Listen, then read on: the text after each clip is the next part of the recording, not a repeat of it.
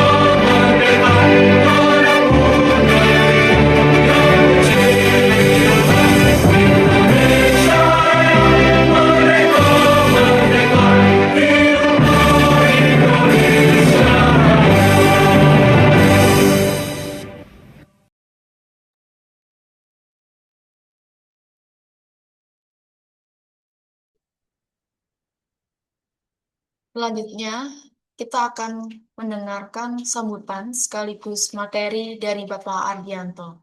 Kepada Bapak Ardianto, waktu dan tempat kami persilahkan. Terima kasih untuk Mbak Dea. Bismillahirrahmanirrahim. Assalamualaikum warahmatullahi wabarakatuh. Salam sejahtera untuk kita semua. Salam Om Swastiastu, Namo Buddhaya, salam kebajikan rahayu. Selamat pagi Bapak Ibu sekalian. Terima kasih atas waktu dan kehadiran Bapak Ibu dalam webinar Surya Aqua pada pagi hari ini. Perkenalkan, saya Ardianto Indra Kusuma dari PT Surya Aqua Teknologi Indonesia. Hari ini kita akan membahas sebuah tema yang menurut kami sangat relevan dengan kondisi lapangan, yaitu tak perlu ganti pompa, kenali solusi konversi pompa listrik dan BBM ke pompa tenaga surya. Bapak Ibu, izinkan saya mulai dengan sebuah situasi yang mungkin sangat familiar untuk saat ini. Bayangkan kita sudah memiliki pompa, pompanya masih bagus, jaringan pipa sudah tersedia, sumur atau sumber airnya juga ada. Akan tetapi setiap kali pompa itu dinyalakan, kita harus memikirkan satu hal. Berapa biaya energi yang harus kita keluarkan untuk memindahkan air ini. Kalau menggunakan pompa diesel, kita harus membeli BBM. Harga BBM terus berubah dan terus naik. dan BBM juga harus diangkut ke lokasi. Mesin pastinya juga membutuhkan perawatan. Sementara jika kita menggunakan listrik, kita tetap memiliki biaya energi setiap bulan, dan untuk beberapa lokasi, jaringan listrik dengan kapasitas yang dibutuhkan belum tentu tersedia. Jadi sebenarnya dalam banyak kasus, masalah kita bukan lagi apakah kita sudah memiliki pompa. Masalahnya adalah bagaimana membuat pompa yang sudah kita miliki dapat bekerja dengan biaya energi yang lebih efisien dan lebih terprediksi. Nah, ketika orang berbicara mengenai pompa tenaga surya, saya seringkali menemukan anggapan orang-orang berpikir bahwa kalau saya ingin menggunakan tenaga surya, berarti pompa lama harus dibuang dan saya harus membeli sistem baru seluruhnya. Padahal tidak selalu demikian. Dalam banyak kasus, pompa listrik maupun pompa industri yang sudah ada tetap dapat digunakan dan diintegrasikan ke dalam sistem tenaga surya. Bahkan sistem dapat dirancang secara hibrida.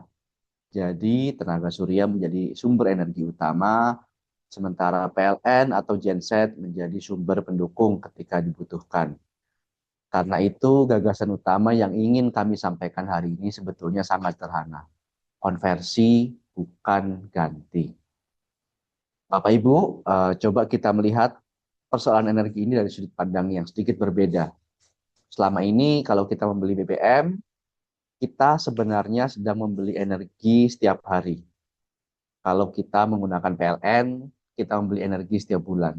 Sementara dengan sistem tenaga surya, sebagian besar biaya energi tersebut sudah kita pindahkan menjadi investasi di awal untuk mendapatkan sumber energi yang dapat digunakan dalam jangka panjang. Karena itu, pertanyaan yang tepat bukan sekedar mana yang lebih murah pada saat dibeli, tetapi berapa biaya yang dibutuhkan untuk mengoperasikan sistem ini selama 10, 15, bahkan 20 tahun.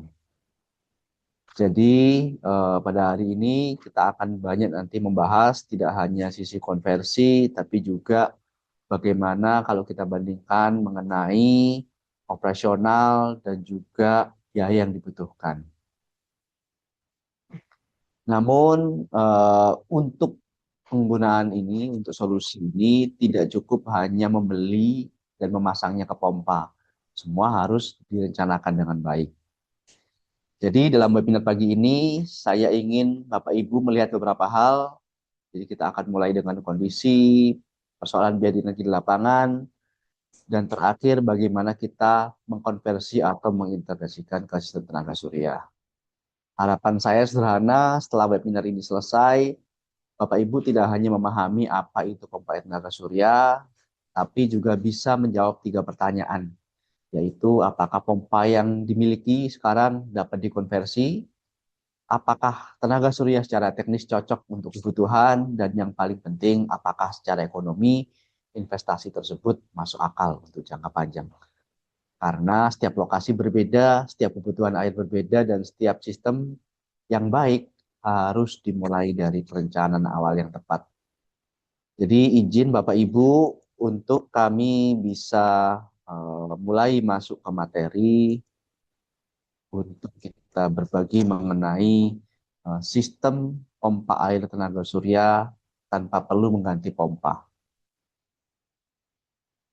Bapak Ibu, izinkan kami memperkenalkan diri sekali lagi. Jadi kami dari PT Surya Aqua Teknologi Indonesia, kami adalah sole agent prinsipal dari pompa air naga surya Lawrence dari Jerman, yang mana scope of work kami adalah sosialisasi, edukasi, market regulation, after sales, dan semua yang dibutuhkan untuk mensupport partner-partner kami di Indonesia. Dan memang untuk sisi komersial, penjualan akan dihandle langsung oleh partner-partner kami. Dan untuk pompa sendiri, Lawrence sudah ada sejak tahun 1993 dan masuk di Indonesia di tahun 2007 dan sudah menjadi market leader untuk solusi pompa air tenaga surya di Indonesia. Untuk kondisi lapangan sekarang sudah cukup berbeda ya dari Mungkin beberapa bulan yang lalu saja kondisi sudah sangat berbeda. Biaya BBM sudah cukup mahal, apalagi diesel, sehingga biaya energi terus menggerus untuk hasil Anda, khususnya para petani. Jadi untuk sekarang ini biaya operasional semakin mahal, biaya pemeliharaan semakin mahal, dan itu pastinya akan menekan margin untuk setiap musim tanam.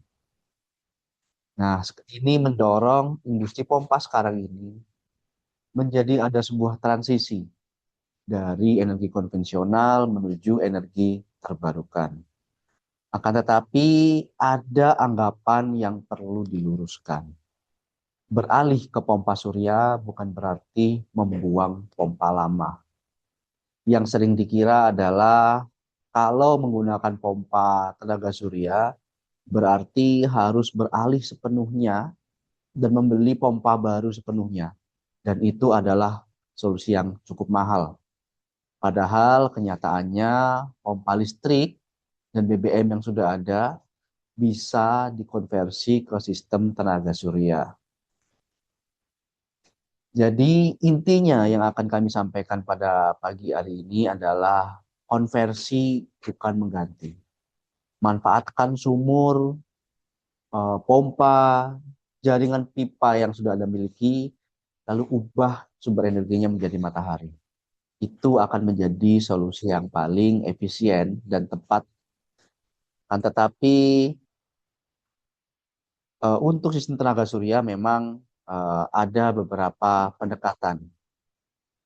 Dan memang untuk sistem tenaga surya Loren, sistem ini bersifat terbuka.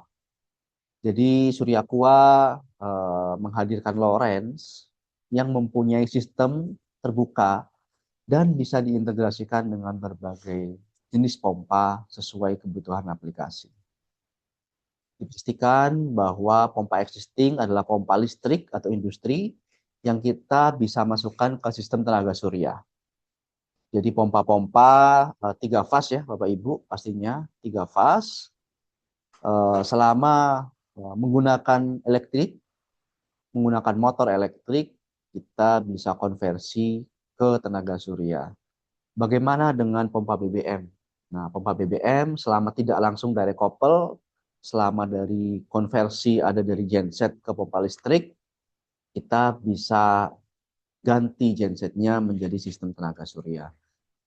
Nah, termasuk juga dengan banyak sekali pompa-pompa lokal. Pompa-pompa industri dalam negeri, kami sudah mencoba beberapa merek dan mereka bisa berjalan dengan baik untuk berkolaborasi, terintegrasi ke sistem tenaga surya. Nah, sebetulnya bagaimana sistem tenaga surya itu bekerja? Sebetulnya secara simpel, solar generator menghasilkan energi dan energi tersebut diolah oleh PSK controller. Nah, di controller ini semuanya akan diolah mulai dari sisi harvesting energi dari tenaga surya hingga operasi di pompa. Dan juga nanti ada operasi hybrid, water level control, timer, semua fitur-fitur yang ada, semua fungsi-fungsi yang ada dihandle oleh controller. Termasuk juga untuk IoT dan hybrid system. Kemudian dialirkan energinya ke motor dan pompa. Motor dan pompa mengalirkan air ke water storage. Dan water storage langsung ke distribution. Di sini bisa dilihat bahwa controller adalah otak dari sistem. Controller mengelola operasi, mengatur sumber daya, dan terus mengoptimalkan kebutuhan air secara otomatis. Dan di sini kita bisa lihat ada opsi untuk operasi hibrida. Jadi kita tidak hanya bisa menggunakan tenaga surya, akan tetapi kita juga bisa membuat energi surya sebagai sumber utama dan PLN atau genset sebagai pendukung. Sehingga pola operasi bisa kita sesuaikan bahkan untuk operasi 24 jam. Dan ini membuat ada 2 jalur untuk konversi. Yang pertama adalah bagaimana sistem hibrida dengan pompa existing. Jadi ketika lokasi-lokasi yang sudah mempunyai pompa listrik atau pompa industri dan sudah terkoneksi dengan PLN atau genset, kita bisa mengintegrasikan pompa Anda ke sistem tenaga surya yang mana energi surya menjadi sistem utama dan PLN atau genset sebagai pendukung.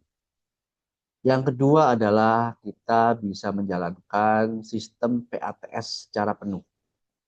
Jadi tetap infrastruktur tetap yang ada kita gunakan, akan tetapi untuk lokasi-lokasi yang tanpa listrik atau BBM, atau mungkin lokasi yang sudah ada listrik dan BBM, akan tetapi tidak ingin menggunakannya, jadi fungsinya tetap di full solar panel, full tenaga surya, sistem bisa 100% bekerja dengan tenaga surya, tanpa PLN, tanpa BBM, dan ini cocok untuk daerah-daerah terpencil, sehingga tidak tergantung lagi ke PLN ataupun BBM. Nah, kenapa sebetulnya kita harus mengalihkan ke energi surya? Karena sangat sederhana, di energi surya kita mendapatkan energi gratis. Jadi kita bisa mendapatkan benefit secara ekonomi dari sistem tenaga surya. Dan energi ini tidak terbatas. Selama matahari masih terbit, kita tetap masih bisa menggunakan energi ini. Yang kedua adalah kita sistem tenaga surya ini adalah sistem yang zero emisi. Tidak ada pembakaran bahan bakar dan aman untuk pertanian, perikanan, maupun konservasi air. Dan berikutnya adalah bagaimana teknologi ini tepat guna. Jadi teknologi ini mudah dioperasikan, mudah dirawat, dan bisa diaplikasikan dengan berbagai macam penggunaan. Mulai skala yang paling kecil hingga skala level yang ini ya cukup besar. Bapak Ibu, kalau kita coba bandingkan untuk komparasi antara pompa diesel, pompa listrik, atau pompa surya, kita bisa melihat aspek sumber energi ini menjadi pembeda. Karena ketika aspek energi ini berganti menjadi energi matahari, kita bisa mendapatkan perbedaan di aspek-aspek yang lain. Sebagai contoh di aspek biaya operasional dan biaya pemeliharaan. Ketika kita menggunakan pompa tenaga surya, pastinya biaya operasional dan pemeliharaan bisa sangat rendah dan stabil. Sedangkan ketika kita menggunakan pompa listrik PLN, biaya operasional memang tidak terlalu mahal, cukup rendah. Operasional juga cukup rendah, akan tetapi kita tidak pernah tahu kapan biaya listrik dari PLN akan berubah. Sedangkan apabila kita bandingkan di pompa BBM, sangat jelas bahwa operasional dan pemeliharaan membutuhkan biaya yang cukup tinggi. Dan ini juga yang kita bisa highlight adalah di aspek kesesuaian lokasi. Untuk pompa tenaga surya, praktikal kita bisa pasang pompa ini di mana saja selama kita bisa mendapatkan tenaga surya, energi dari matahari, paparan sinar dari matahari. Dan ini mungkin bisa menjadi pembeda ya, kalau kita bandingkan dengan pompa listrik. Kalau di pompa listrik otomatis hanya bisa di daerah-daerah yang sudah tersedia jaringan PLN. Bagaimana dengan pompa BBM atau pompa genset, pompa diesel? Otomatis pompa diesel bisa dipasang di mana saja. Akan tetapi untuk operasional hanya optimal di daerah-daerah yang sudah terdistribusi BBM dengan baik. Nah, di aspek dampak lingkungan sangat jelas bahwa pompa BBM sangat ini ya berdampak ya terhadap udara dan suara. Sedangkan pompa listrik moderat karena kita perlu cari tahu dulu untuk grid terdekat, PLN terdekat menggunakan sumber dari mana. Untuk pompa tenaga surya bisa dipastikan 100% bahwa sistem ini adalah ramah lingkungan. Nah, bagaimana mengenai biaya? Nah, ini memang menjadi pertimbangan ya, karena harus kita akui bahwa teknologi tenaga surya, baik itu pompa tenaga surya ataupun sistem tenaga surya yang lain, memang membutuhkan investasi awal yang cukup tinggi. Kenapa seperti itu? Karena energi dibayar di muka, yang itu mengakibatkan total biaya jangka panjang menjadi stabil dan terprediksi. Sedangkan investasi awal untuk pompa listrik dan pompa BBM memang relatif lebih murah. Akan tetapi di situ kita lihat ada faktor biaya energi, yaitu tagihan bulanan PLN ataupun pembelian BBM secara harian. Yang mana ini menyebabkan untuk jangka panjang kita harus mengikuti tarif yang ada dan itu ada kecenderungan meningkat sehingga menjadi tidak terprediksi. Kita tidak tahu tahun depan, 2 tahun lagi, 5 tahun lagi, berapa sebetulnya biaya energi yang dibebankan kepada kita. Alih-alih seperti itu, ketika kita menggunakan pompa tenaga surya, kita bisa mendapatkan perhitungan yang lebih pasti dan memang harus dikeluarkan di muka. Nah, untuk menggunakan sistem tenaga surya, pastinya ada yang harus dipastikan dulu. Pastikan perencanaan tepat sejak awal. Kenapa? Karena perencanaan yang tepat sejak awal mencegah sistem under atau over design. Ketika sistem over design yang kita hadapi adalah biaya investasi yang berlebih, tidak sesuai kebutuhan. Akan tetapi ketika kita menghadapi under design, yang kita hadapi adalah kegagalan sistem. Dan kedua, opsi ini adalah opsi yang sangat kita ingin hindari. Jadi kita di Lawrence, kita bisa memperhitungkan dulu dengan 3 parameter dasar, lokasi, dynamic head, dan kebutuhan air. Di situ kita bisa hitung dengan software yang ada, dan bahkan kita ketika nanti berjalan, kita bisa remote sistem tersebut, dan kita bisa melihat outputnya seperti apa. Jadi tidak hanya kita dari awal desain, akan tetapi ketika berjalan, kita bisa memantau dan mengelola dari mana saja. Yang ini bisa memberikan kita keleluasaan mengenai berbagai macam pola operasi. Kita bisa datang ke lokasi ataupun kita bisa dari jarak jauh untuk meremut sistem yang sudah ada. Dan semua fitur yang ada bisa digunakan melalui remote system. Nah, izin Bapak Ibu, mungkin berikutnya kita ingin menampilkan bagaimana setting untuk ini ya, contoh penggunaan pompa selain Lawrence di controller Lawrence. Mungkin bisa dilihat di video berikut. Assalamualaikum warahmatullahi wabarakatuh. Selamat siang.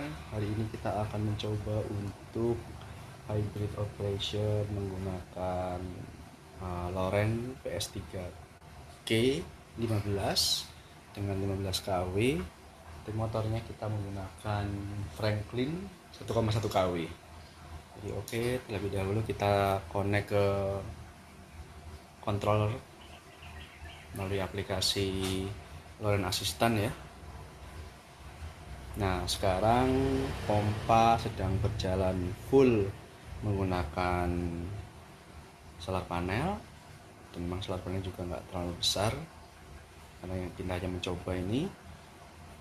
Untuk sekarang pompa mengambil 0,7 kW, berjalan dengan 39 Hz.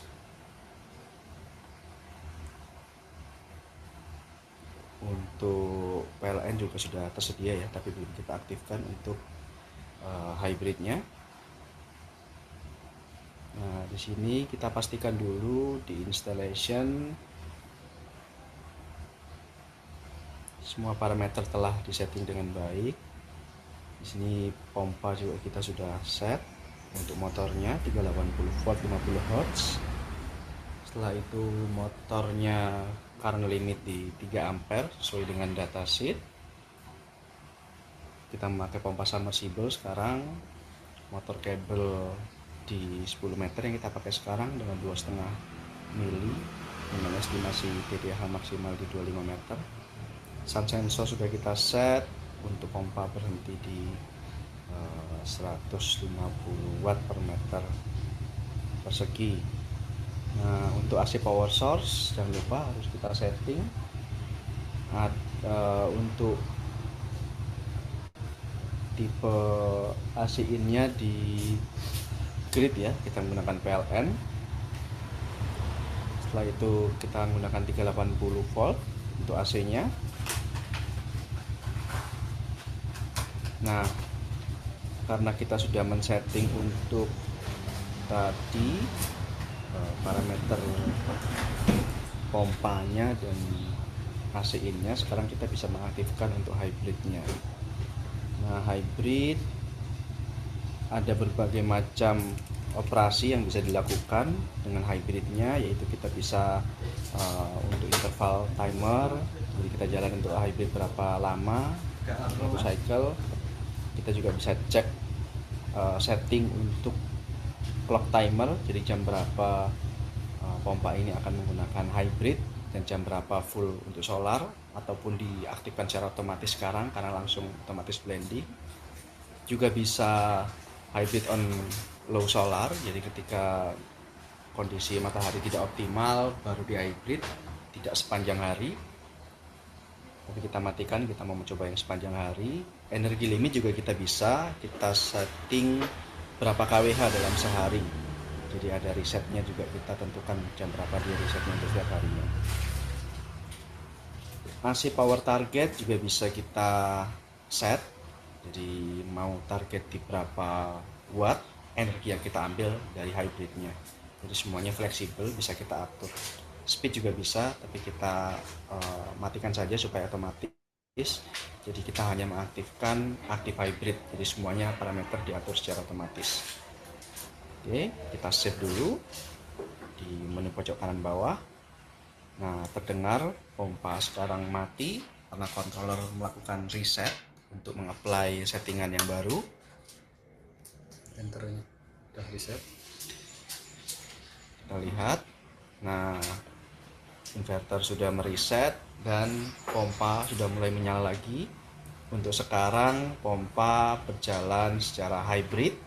Tadi kita lihat dia on solar 0,7 kW.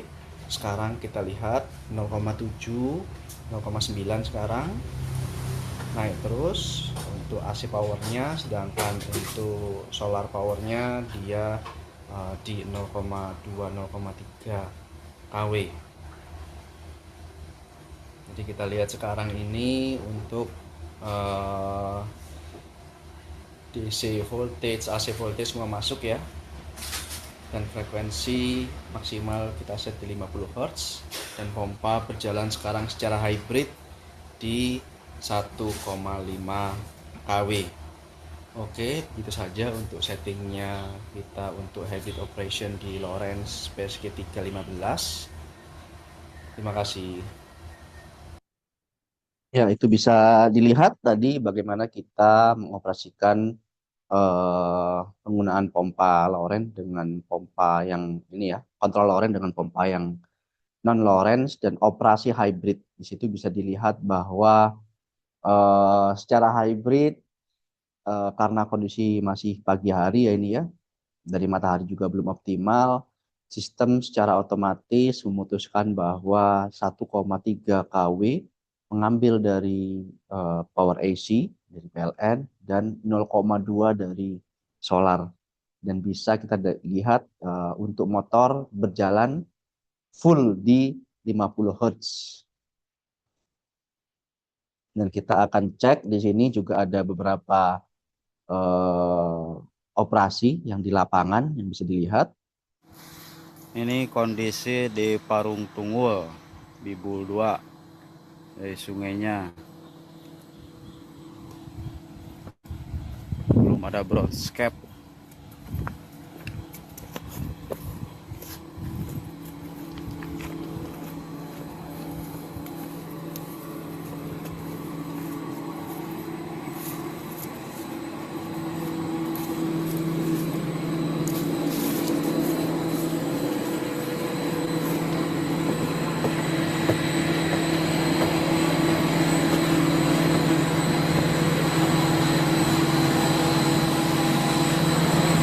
Sip, jalan.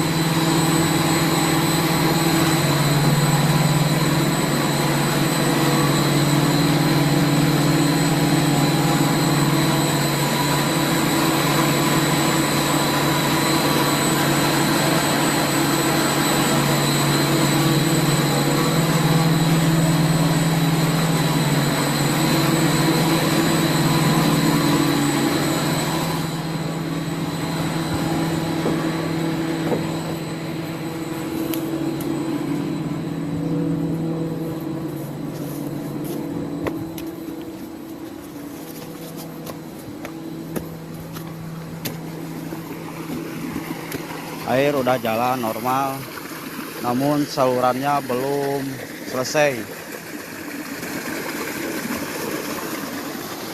Salurannya belum selesai. Parung Tunggul aman.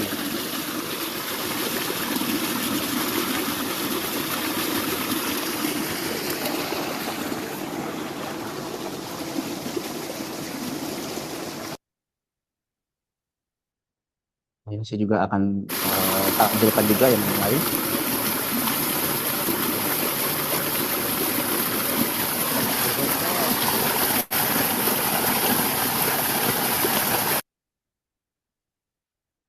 Jadi kita bisa lihat untuk lokasi di sini penggunaan controller Lawrence PSG 7 dengan 8 kW P untuk solar panel dan untuk motor pompa menggunakan Ebara dan motor menggunakan Siemens. Jadi aplikasi untuk irigasi pertanian. Jadi bagaimana langkah untuk melakukan konversi? Pastinya silakan konsultasi ke kami untuk memahami kondisi dan kebutuhan Anda. Dan silakan juga mengetahui bagaimana lokasi atau bisa kami bantu juga bisa. Kami bantu desainkan juga dan juga nanti akan kami hubungkan ke partner-partner kami untuk membantu untuk pembelian, pemasangan, dan integrasi pompa existing. Dan apabila diperlukan, sangat memungkinkan juga untuk penggunaan Lawrence Global untuk monitoring. Jadi tadi bisa dilihat pompa-pompa tersebut nanti bisa ditambahkan modul RTU, Lawrence Commander dari kami untuk opsi pemantauan via jarak jauh.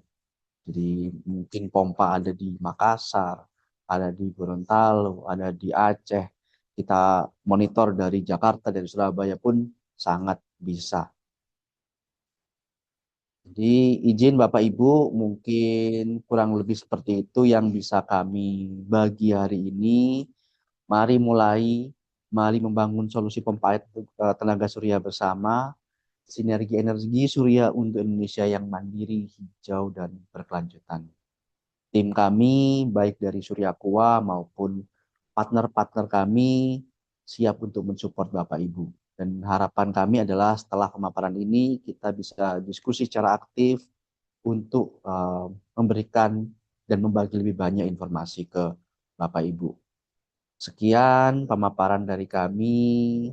Semoga yang kami bagi hari ini bisa bermanfaat dan kita lanjutkan ke diskusi. Mungkin absen dulu ya. Saya kembalikan ke Ibu Dea.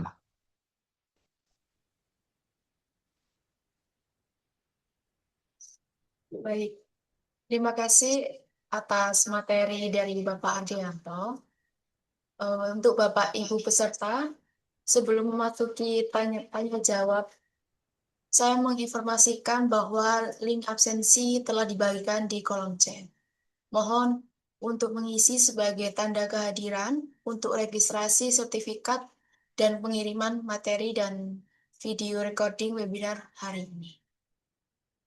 Sekarang kita masuk ke sesi tanya jawab. Bagi peserta yang ingin bertanya, dapat menulis pertanyaan di kolom chat. Nanti akan langsung dibacakan oleh Pak Ardian.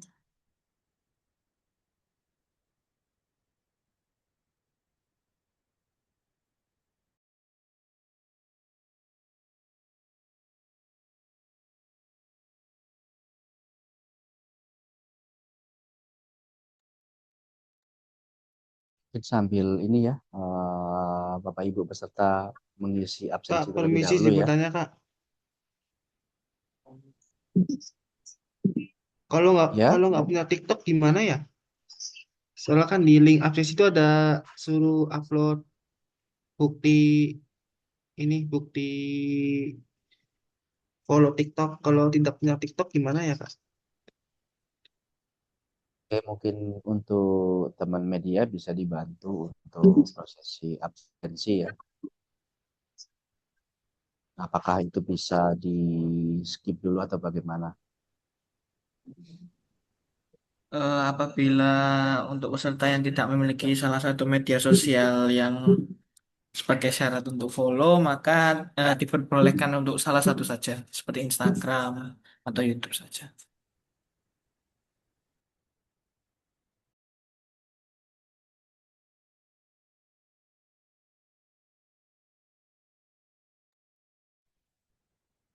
Oh iya Bapak Ibu, izin untuk software kami di Loren Kompas itu bisa kami berikan eh, gratis ya kepada stakeholder Combined Nagasui Indonesia, termasuk salah satunya adalah para peserta webinar-webinar kami.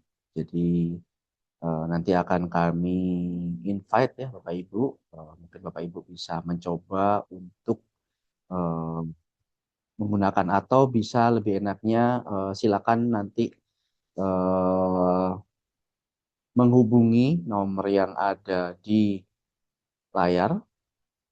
Apabila berkenan bisa eh, meminta akses untuk software kami, yang mana software kami bisa digunakan untuk menghitung dan mendesain pembangkit naga surya. Jadi ada dua nomor di situ, nomornya Ibu Dea dan Ibu Budera.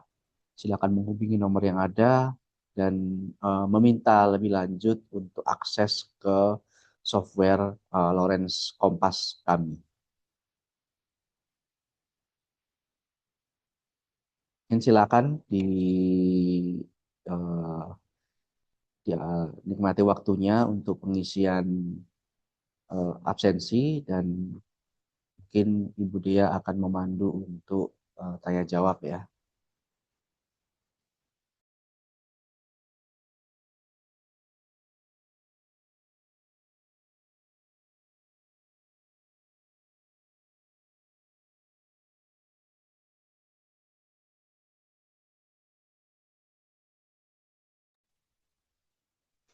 Mohon maaf. Untuk yang pertama dari Bapak Wido Kristanto ya, apakah sistem yang ditawarkan juga menggunakan baterai untuk penyimpanan setelah hasil dari solar cell dikonversi oleh controller? Nah, izin Pak Wido, Pak Bambang Wido Kristanto, untuk baterai Pak, untuk kami di Lawrence, filosofi kami adalah akan lebih baik ketika kita menyimpan air alih-alih menyimpan listrik. Dan kalau untuk maksimal penggunaan tidak memungkinkan untuk water storage, akan lebih baik ketika kita menggunakan opsi hybrid.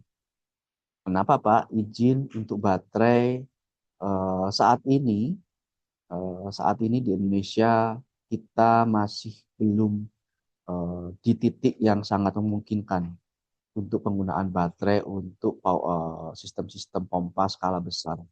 Jadi ada banyak isu. Jadi isu yang pertama adalah di sisi pengadaan. Di Indonesia baterai masih sangat terbatas dan harganya masih cukup tinggi. Sebagai informasi untuk di level kami di prinsipal ya, kalau kami mencoba menghubungi teman-teman kami prinsipal yang lain yang di baterai, kami masih di level harga per 5 kWh adalah di 13 juta. Padahal kalau di level user itu bisa lebih tinggi. Sehingga ketika dihitung biaya yang dikeluarkan untuk membeli baterai akan lebih mahal dari membeli solar panel. Jadi akan lebih baik ketika kita untuk solar panel kita buat lebih banyak, pompa kita buat lebih besar, dan kita simpan air. Yang masalah pertama Bapak di sisi pembelian. Sisi yang aspek yang berikutnya adalah di sisi mobilisasi. Mobilisasi di lokasi seringnya untuk pompa-pompa yang kita gunakan ya, digunakan di perdesaan, di sumber-sumber air, di persawahan, yang mana itu jauh dari infrastruktur jalan. Jadi akan sangat menyusahkan, satu baterai itu bisa lebih dari 40 kilo, 50 kilo, untuk yang 5 kilo watt hour ya, untuk yang 10, 15 lebih berat lagi. Jadi bisa akan sulit untuk kita mobilisasi baterai. Dan baterai sendiri untuk masa kerja di Indonesia ini kita terkendala di ambient temperature. Jadi baterai-baterai yang beredar di pasaran untuk baterai yang VRLA itu on paper di datasheet adalah 1000 cycle untuk 25 derajat. Jadi ketika nanti di ambient temperatur kita di 28, 30, 32 ataupun sampai 35 itu akan menggerus operational cycle dari baterai tersebut. Dan ketika nanti setelah penggunaan pun baterai akan menjadi limbah B3, yang mana kita tidak bisa serta-merta baterai yang tidak dipakai langsung kita buang. Jadi kita harus mengirimkan limbah B3 tersebut ke fasilitas pemusnahan khusus. Nah, ini mungkin yang yang jadi concern juga ya bagi teman-teman di dinas dari berbagai macam daerah. Kenapa? Kekhawatirannya adalah karena tadi berbagai macam aspek yang merugikan sistem itu sendiri dan membatasi untuk operasional time, jadi bisa nanti operasionalnya bisa hanya terbatas di 2 tahun, 4 tahun karena umur baterai. Itu yang menjadi kekhawatiran untuk rekan-rekan di dinas pun di berbagai daerah untuk penggunaan baterai. Ya, ketika teman-teman apalagi PPK ya, ketika mereka mengaplikasikan sistem, mereka berharap sistem bisa berjalan dengan baik dan nanti ketika 5 tahun, 10 tahun, sistem masih aman. Bisa dibayangkan ketika project yang mereka handle bertahan hanya di 2 tahun, 3 tahun, ada masalah dan ada pemeriksaan dari BPK, itu akan menjadi masalah yang cukup besar ya. Oleh karena itu memang teman-teman di dinas di berbagai daerah memang sudah menghindari untuk penggunaan baterai. Setidaknya untuk saat ini ketika kita belum menemukan baterai yang bisa kita andalkan untuk kondisi di Indonesia. Terima kasih Pak untuk pertanyaannya yang baik sekali. Dan di Indonesia sendiri ya kita harapkan ke depannya teknologi baterai bisa berkembang, harga bisa lebih bersahabat ya, karena sekarang ini untuk harga baterai Indonesia itu masih hampir 2 kali lipat dari harga global. Jadi kita masih menghindari lah penggunaan baterai karena berbagai macam alasan tadi. Nah, seperti itu Pak Bambang Wido Kristanto ya. Mungkin silakan Bapak Ibu untuk pertanyaan yang lain, mungkin bagaimana untuk pola operasinya, motor yang bisa digunakan, penggunaan pompa sentrifugal atau submersible bagaimana, Nah, itu juga silakan bisa ditanyakan karena kita juga sudah cukup mencoba banyak ya. Kita sudah mencoba untuk pompa yang cukup aneh juga untuk sewage pump, kita sudah coba untuk pompa banjir, terus submersible cukup banyak. Kita sudah mencoba pompa-pompa lokal pun yang eh, cukup murah di pasaran dan bisa dengan mudah kita konversi ke tenaga surya. Kita sudah coba dengan pompa Guntur, pompa Kapuas, dengan elektromotor yang murah-murah juga. Kita sudah coba dan semua berjalan dengan baik. Harapannya adalah di masa-masa sekarang ini, di mana ekonomi juga tidak mudah, BBM cukup mahal, energi cukup mahal, harapannya konversi ini bisa menjadi solusi untuk teman-teman di mungkin di pertanian, petani di perkebunan, di peternakan, di desa untuk air bersih, supaya tetap bisa mendapatkan air dengan biaya operasional yang cukup terjangkau.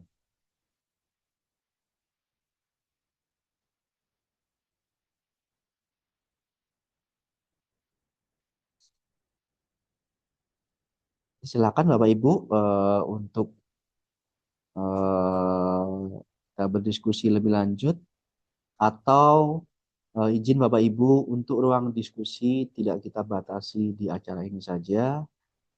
Di luar acara ini silakan hubungin kami. Kami akan selalu mensupport dan ketika nanti ada mungkin keinginan untuk mengaplikasikan dan sebagainya, kita juga akan langsung sambungkan ke partner-partner distribution kami. Karena partner-partner distribution kami juga siap untuk mensupport Bapak Ibu. Dan mungkin Bapak Ibu dari dinas yang ingin lebih lanjut berdiskusi untuk mungkin workshop ataupun training ataupun konsultasi siap, itu juga kami bisa. Jadi silakan juga menghubungi kami. Kami bisa untuk mensupport Bapak Ibu dari dinas ataupun dari rekan-rekan Bapak Ibu dosen untuk kita mensupport untuk kuliah tamu, untuk kami bisa berbagi ke adik-adik mahasiswa mengenai teknologi pompa air tenaga surya, bagaimana untuk konversi energi, konversi pompa seperti ini, ataupun peluang-peluang untuk riset bersama di teknologi agrivoltaik, teknologi drip irrigation, itu kami juga sangat siap untuk berkolaborasi.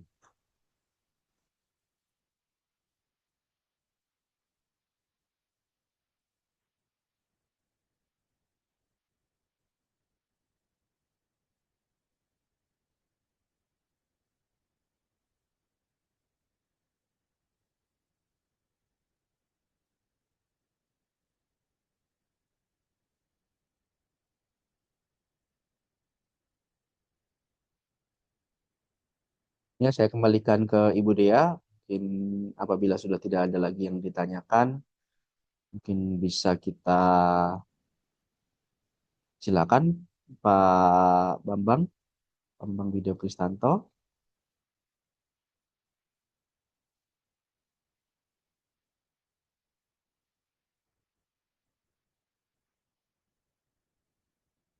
Ya, silakan Bapak.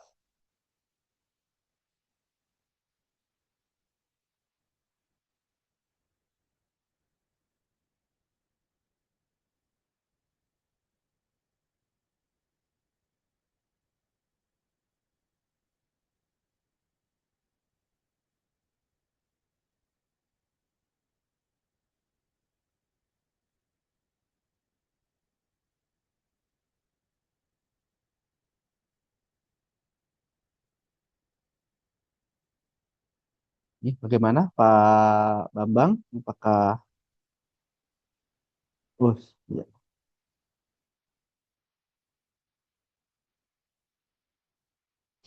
Ya, terima kasih Pak untuk motor 3 HP ya, 3 fast. Izin Pak untuk kami di Lawrence, untuk controller kami yang bisa di-combine dengan motor ini ya, selain Lawrence ya, itu yang hanya di seri PSK 3. Dan untuk PSG3 yang paling kecil, kita ada varian PSG3 itu ada PSG3 7 untuk 7 kW, PSG3 15 untuk 15 kW, PSG3 40 untuk 40 kW, dan PSG3 60 untuk 60 kW. Nah, memang untuk penggunaan motor 3 HP, 3 fas, itu kebutuhannya solar panel harusnya memang hanya 1 kali dari pompa, atau maksimal di 1,5 atau 2. Biasanya kita sesuaikan dengan jam kerja yang diinginkan. Akan tetapi karena motornya tadi 3 HP Pak ya, dan controller kita yang paling kecil di 7 kW, otomatis kita harus mengikuti minimal voltage yang ada. Jadi memang untuk solar panel mau nggak mau kita harus minimal di paling kecil di 6 kW Pak. Supaya untuk minimal voltage di solar panelnya mencukupi untuk untuk controller tersebut hidup. Tapi memang ketika motor 3 HP, izin Pak seperti tadi Pak yang kita gunakan di Sukabumi, itu motornya 2,2 kW. Akan tetapi karena kontrol yang digunakan 7 kW, otomatis dia menggunakan tidak dipaskan di 7 kW, tapi di sekitar 8,2 kW kalau nggak salah. Tapi memang karena penggunaan di situ full ya, tidak hybrid ya, full operate by PV, by solar energi.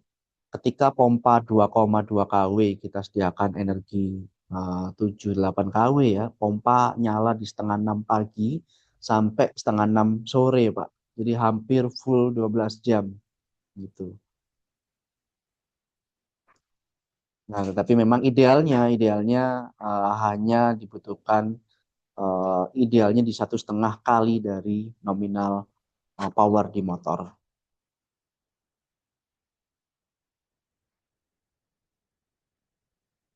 Kurang lebih seperti itu Pak Bambang Wido. Mungkin kalau tidak ada pertanyaan lagi, saya kembalikan ke Ibu Dea.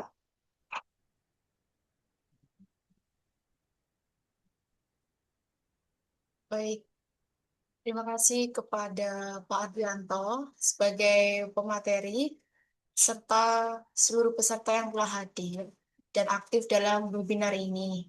Semoga ilmu yang kita peroleh hari ini bermanfaat dalam mendukung pemanfaatan energi terbarukan untuk irigasi dan swasembada pangan. Sebelum kita mengakhiri acara ini, mari kita abadikan momen dengan sesi pose bersama. Mohon kepada seluruh peserta untuk menyalakan kamera.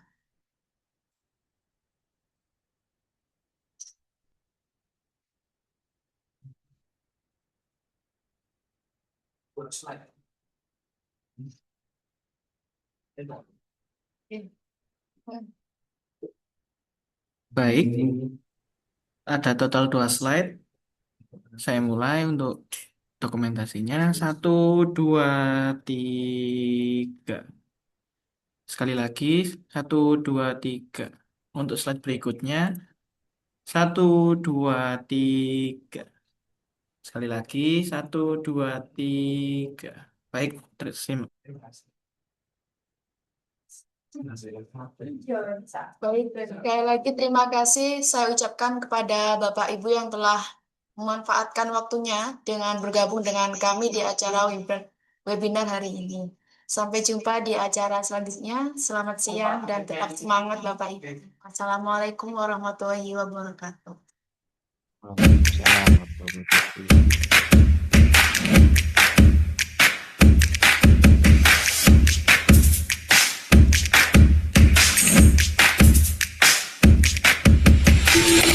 Pada tahun anggaran 2025, Balai Wilayah Sungai Sumatera I mendapatkan alokasi dana Impres tahap kedua untuk program jaringan irigasi air tanah atau JIAT di beberapa lokasi.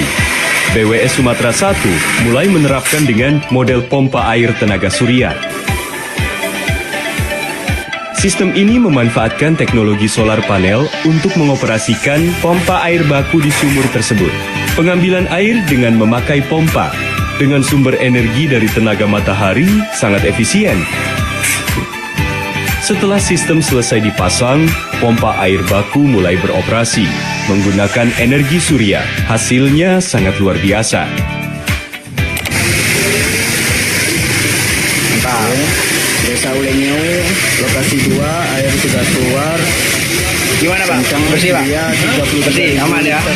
Keuntungan dari model ini sangat dirasakan oleh para petani karena bisa memotong biaya operasional pompa.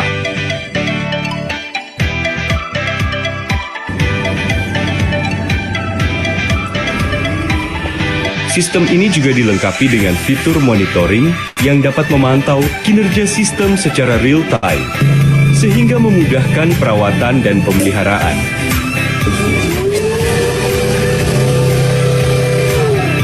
Untuk debit dan segala macam nanti ada di sini di aplikasinya.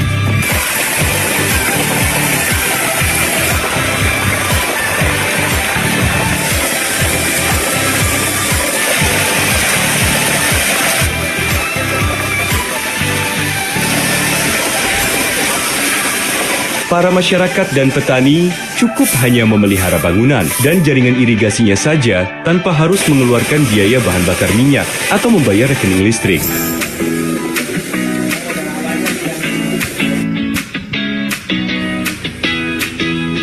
Kita harapkan hal ini dapat menjadi inspirasi bagi daerah-daerah lain untuk mengembangkan potensi energi surya sehingga outcome-nya dapat menambah hasil pertanian dengan meningkatkan periode tanam.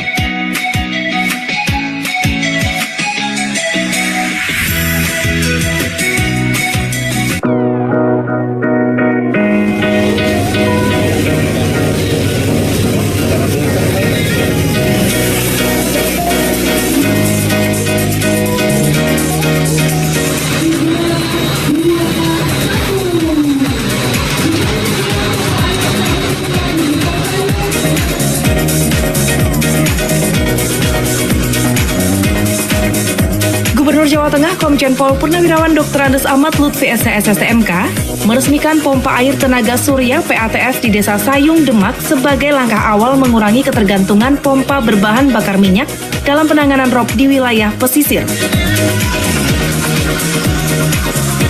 Pompa berbasis energi surya ini menjadi bagian dari sistem pengendalian banjir yang mampu menekan biaya operasional dan ramah lingkungan.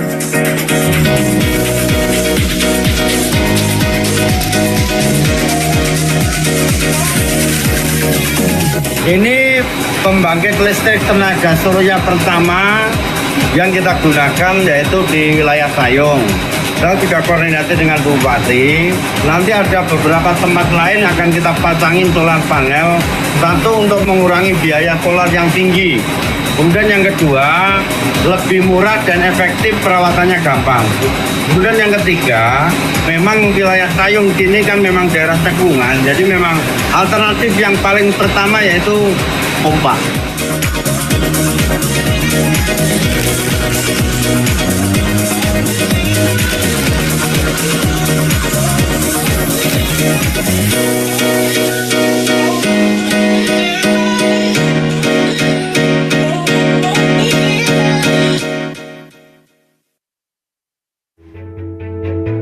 Pemprov Jawa Tengah memberikan bantuan pompa air tenaga surya kepada petani di Cilacap. Menurut Kepala Dinas ESDM Provinsi Jawa Tengah, Agus Sugiharto, bantuan pompa air tenaga surya ini merupakan salah satu program untuk masyarakat kurang mampu dalam membantu kegiatan usahanya dan untuk mengurangi ketergantungan terhadap energi fosil. Untuk mengurangi ketergantungan masyarakat kita terhadap energi fosil.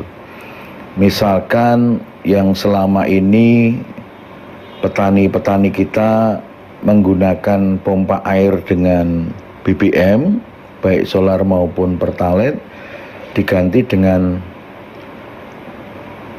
tenaga surya atau PETS. Pengembangan PETS juga dikembangkan untuk mendukung produktivitas dan mengurangi beban petani kita terhadap energi fosil di dalam melaksanakan produksinya. Keberadaan mesin pompa air